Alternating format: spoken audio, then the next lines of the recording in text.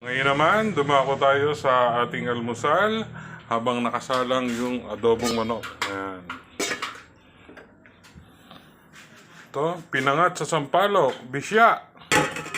Lagay doon. Sibuyas kamatis, pak. And then, siling haba, and then, tamarind. Ayan.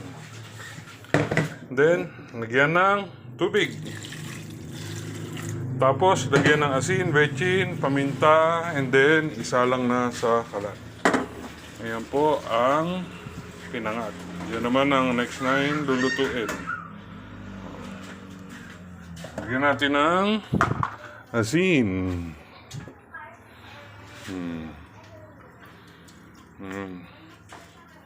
Tapos, takpan. Then, pakuluan. Yan.